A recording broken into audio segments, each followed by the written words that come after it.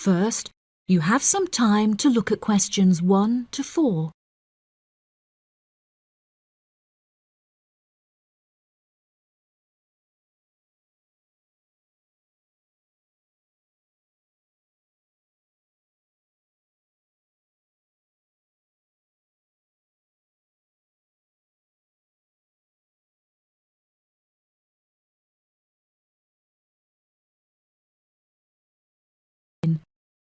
You should answer the questions as you listen because you will not hear the recording a second time. Listen carefully and answer questions 1 to 4. Good afternoon. You're through to reception at the Island Hotel in Crete. How may I help you today? Yes, hello there. I'm hoping to book a double room for my wife and myself for about 2 weeks, from the 25th of April of this year. Firstly, could you tell me whether it's particularly hot during this time? Yes, of course, sir. During late April and early May, the daytime temperature shouldn't exceed 19 degrees Celsius. But the weather has been rather erratic and difficult to predict in recent years, so I am unable to say for certain. Okay, that sounds good. My wife doesn't like going outside when it's very hot. I haven't booked flights yet, but I must say that I'm unfamiliar with Crete and its transport system. Does the hotel provide an airport shuttle service? Yes, sir. We provide a complimentary airport pickup service for all our guests.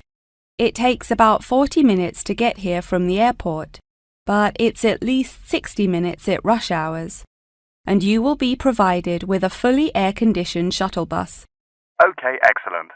In that case, do you have any rooms available for the dates I gave you? I shall have a look on the system now for you, sir. Bear with me just a moment.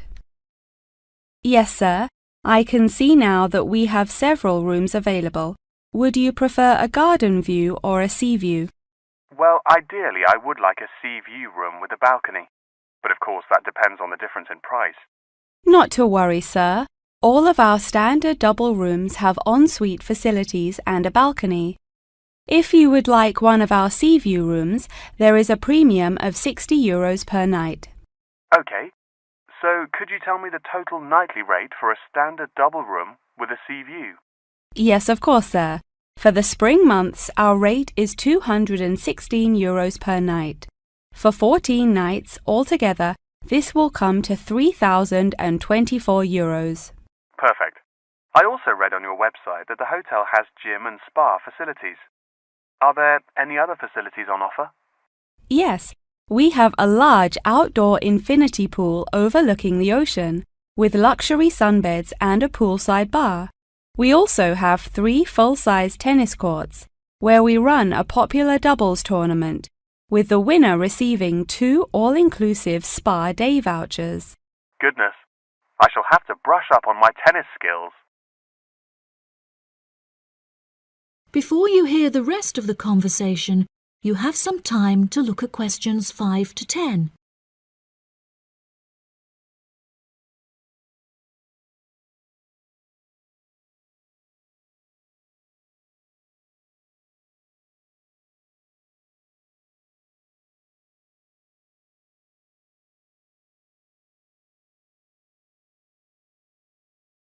Now listen and answer questions 5 to 10. Are there any other activities organised by the hotel that we can partake in? It's just that it's our wedding anniversary on the 30th of June, and I would like to provide my wife with a perfect romantic getaway. I can assure you, sir, that your wife won't be disappointed. Ours is a 5-star resort, which is renowned for its luxury and beauty. In terms of activities, the hotel provides thrice-weekly entertainment. On Tuesdays, guests will take a minibus and partake in learning to cook succulent fish dishes with our Michelin-starred chef Enrique.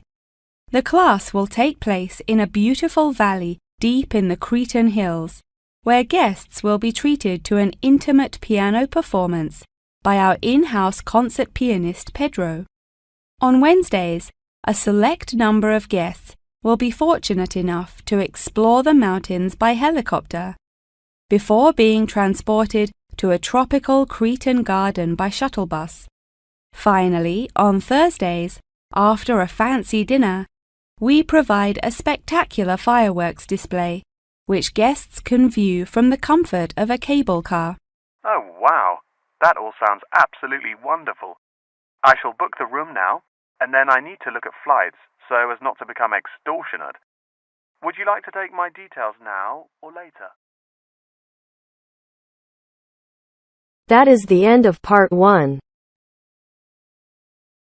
You now have half a minute to check your answers.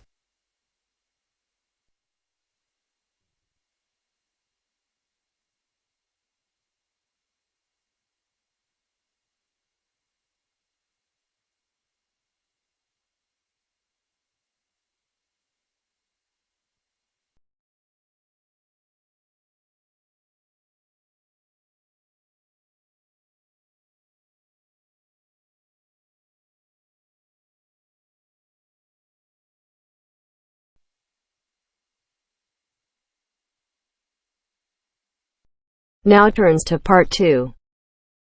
Part 2.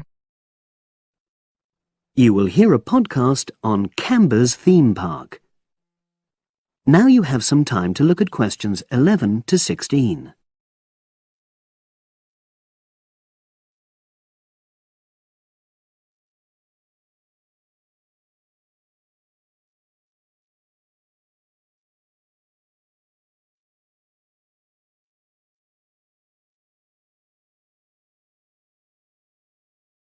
Now listen and answer questions 11 to 16.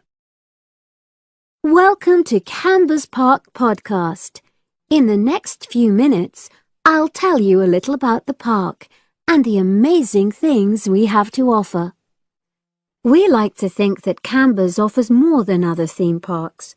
Like them, we have a variety of exciting rides for people of all ages, but Camber's also places strong emphasis on the educational experience for its visitors. Not boring facts, but lots of interactive exhibits. Although it's mainly an outdoor experience, we do have some indoor activities if the weather gets too dreadful. The park's got a lovely, well-established feel, set in 80 acres of beautiful countryside, about 3 miles south of the tourist resort of Dulchester. The park was set up in 1997 by the Camber family, but then taken over by new owners in 2004, who have maintained the original vision of the Cambers. It has lots of old trees, hundreds of flower beds, and a gorgeous lake. Cambers has over 45 different rides, exhibits, and arcades. All but one of these is free once you've paid your entrance fee. We charge a small fee for our newest ride to reduce the length of the queues. You don't pay anything for parking. A family ticket for a family of 4 works out at about £8 per person, which is amazing value. Full details of current prices are shown on our website, along with full details of rides, etc., and directions for getting to us. We also have a number of special offers. For example, if you live locally, why not join our Adventurers Club, which entitles you to 50% off ticket prices all year round, and a special lane for all rides and exhibits, which means you don't have to wait to get into any part of the park. See the Offers tab on the website. We've recently added a number of new exhibits to the park, and we're particularly proud of our Future Farm Zone, which houses over 20 different species of animals, from chipmunks to dairy cows. The emphasis is on getting near to the animals. All of them can be petted, and you can buy food for feeding the animals.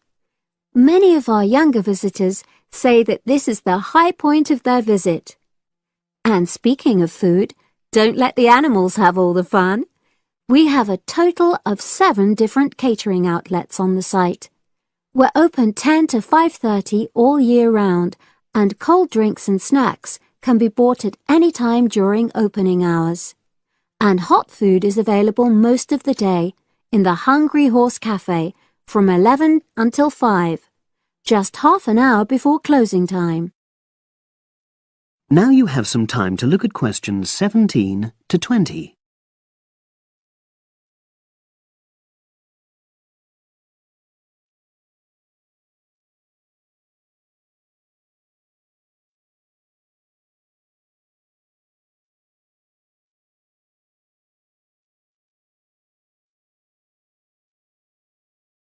Now listen and answer questions 17 to 20.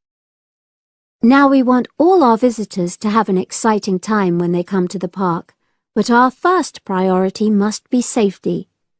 Parents and guardians know their children's behavior and capabilities, but here at the park we have set certain conditions for each of the rides to ensure that all visitors get the maximum enjoyment out of the experience and feel secure at all times. There are 4 major rides at the park. Our newest ride is the River Adventure, which is designed to reproduce the experience of whitewater rafting. No amount of protective clothing would make any difference, so only go on this ride if you're prepared to get wet. Children under 8 can go on this ride, but all under 16s must have an adult with them. Not all of our rides are designed for thrills and spills. Our Jungle Gym roller coaster is a gentler version of the classic Loop-the-Loop, specially created for whole family enjoyment, from the smallest children to elderly grandparents, suitable for all levels of disability and health conditions. Carriages have comfortable seating for up to 8 people with safety belts for each passenger, which must be worn at all times. Sit back and enjoy the scenery. One of the best established and most popular of Camber's rides is the massive Swoop slide. Whiz down the polished vertical slide 9 meters in height and scream to your heart's content. There are no age or height restrictions. Be careful though, you must have on long trousers so you won't get any speed burns. And then there's the famous Zip Go-Kart Stadium with 16 karts, 8 for single drivers and 8 for kids preferring to ride along with mum, dad or carer. Take part in high-speed races in our specially designed Formula One style karts, but no bumping other karts, please. All riders must be above 1.2 meters because they have to be able to reach the pedals, even in the shared karts. Full details of all safety features are available on our website at www.camberspark.com. So come and make a day of it at Camber's Theme Park.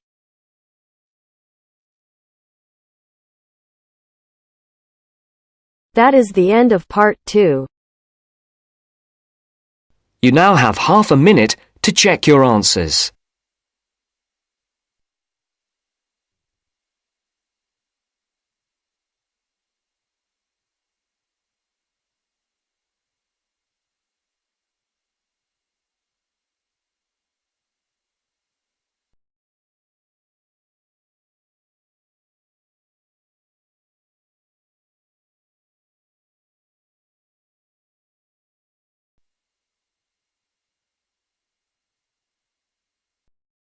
Now turns to part 3. Part 3. You will hear a conversation between a professor and a student talking about taking a course. First, you have some time to look at questions 21 to 25.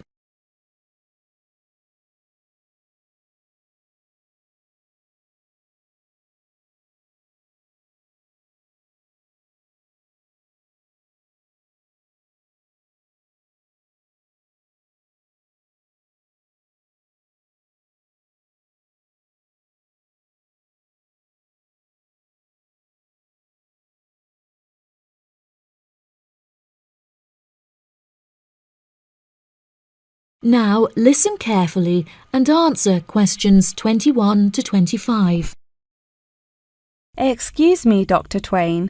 May I speak with you for a minute? Of course, please come in. I'm Charlotte York. I'm considering taking your course in tourism. Right. Well, Charlotte, how can I help you? I have been considering studying tourism.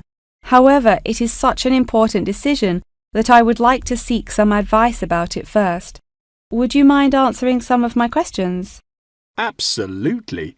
Fire away. Well, I have been discussing courses with my parents, and they are concerned that I will not be able to get a well-paid job with a degree in tourism. The reason that I want to study the course is that I have a great interest in the subject, and I think I would really enjoy it. I believe the only way that I will enjoy my life is if I enjoy my career. Happiness is far more important than money, don't you think? Absolutely.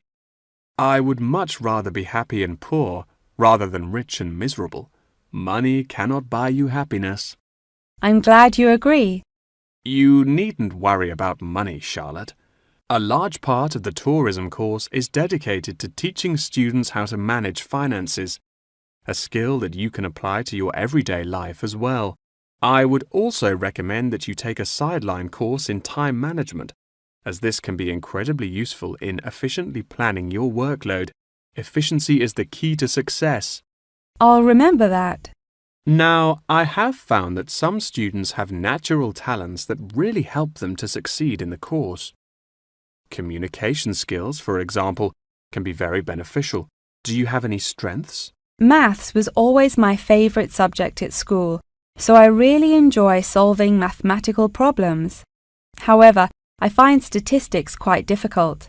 I have always been very capable and self-sufficient. I have a lot of confidence in my abilities and will take the initiative in situations without needing to depend on anyone else for their help. That's a really great quality to have and will be particularly useful if you choose to study tourism. That's great. I would recommend that you spend some of your time researching the course. A lot of people who are uneducated on the subject claim that tourism is a shrinking industry and that it will become irrelevant in the future. If you study the published research, however, you will see that the truth is quite the opposite. The industry has, in fact, grown significantly as people have developed an ever-increasing interest in culture and travel. Have you compared the university course with a polytechnic? Yes, I have. I was interested in studying the course in modules. However, the university doesn't offer that option. I don't have enough funds to be able to attend an expensive university, so I was relieved to see that the course is quite affordable. I also considered attending a summer school instead of university to save money, and so that I could work during the rest of the year.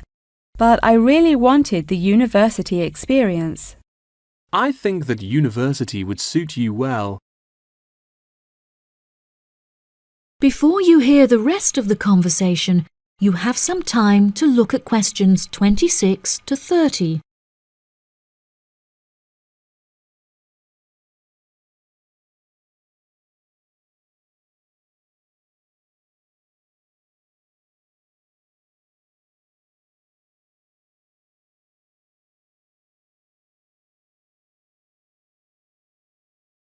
Now listen and answer questions 26 to 30. Now, what about the courses? Are you interested in any of the other subjects on offer? I have looked at a few. I was interested in travel and business as it sounds similar to tourism. That is really worth learning. However, be aware that it is difficult and will demand a lot of your time. Okay, that's good to know.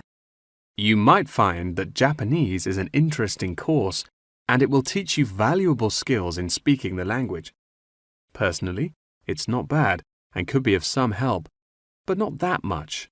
Okay, Japanese. Got that. What about medical care? Well, if you have time, the course will teach you a lot about curing diseases and illnesses or dealing with injuries outside, although it's not essential.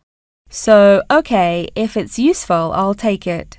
If you enjoy using technology and are worried about fulfilling the entry requirements, computing is very relaxed about the skills that applicants must possess.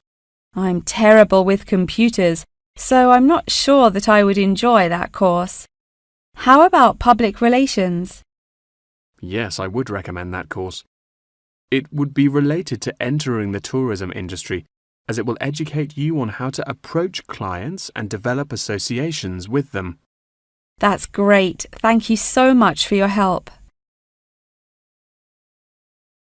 That is the end of part 3.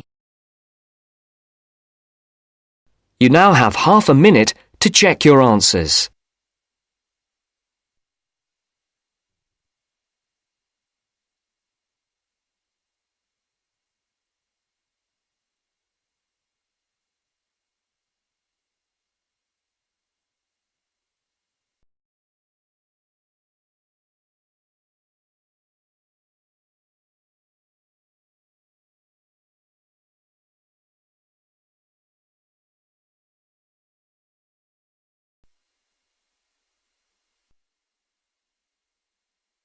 Now turns to part 4.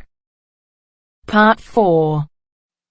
You will hear part of a lecture about a place called Kuba Pedy. Listen carefully and answer questions 31 to 36.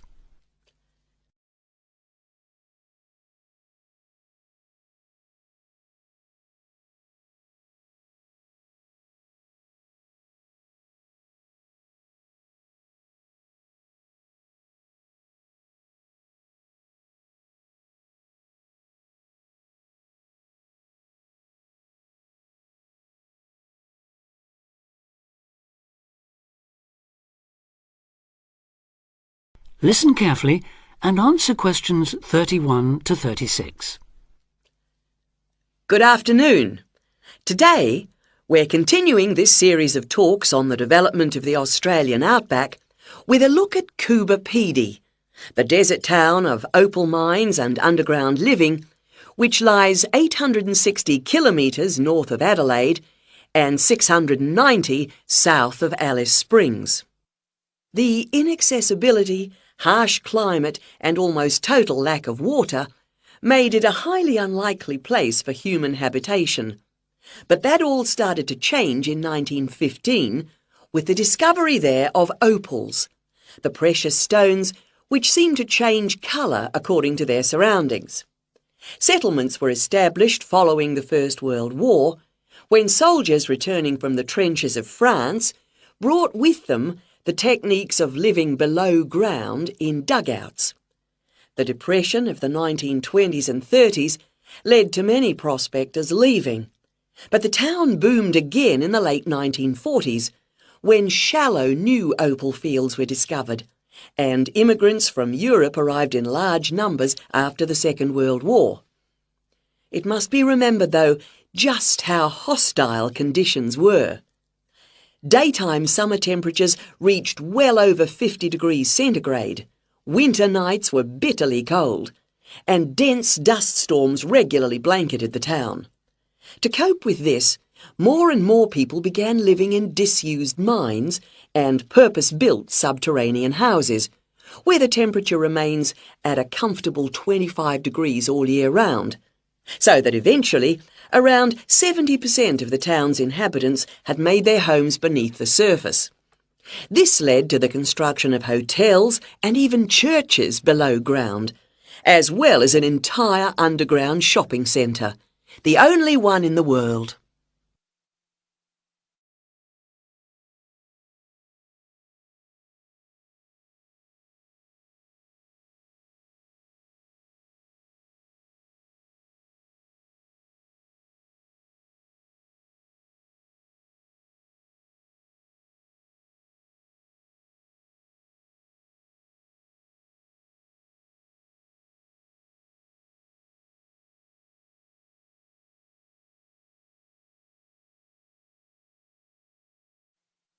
Now answer questions 37 to 40.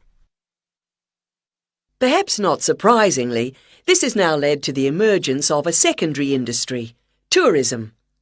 increasing numbers of visitors come to see the tunnels and the caves with their ventilation shafts, the weird machines lying about in the town, and, just beyond it in the scorched red desert, the conical hills thrown up by the world's biggest opal mines. It's a logical stopping place for travellers too. The nearest town to Coober Pedy is Woomera, in the prohibited area once used for launching space rockets. But even that is an enormous distance away. Within the town itself, there are plenty of hotel rooms and a number of ethnic restaurants. Remember that Coober Pedy is one of the most multicultural places in Australia, with an estimated 45 nationalities represented, and its very own Opal Museum. A short distance from town, there's a section of the enormous barrier that runs thousands of kilometres across the country. The Dingo Fence, which is meant to keep these predatory wild dogs out of the sheep farming areas. Another attraction just outside town are the sets of various films made there, including Mad Max 3, as well as The Red Planet and Until the End of the World. Names that reflect the harshness of the terrain and temperatures there. The name Coober Pedy, incidentally, comes from an Aboriginal expression meaning white man's hole in the ground.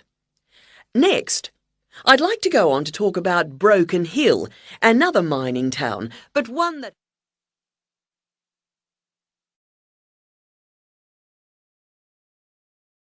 That is the end of part 4. You now have half a minute to check your answers.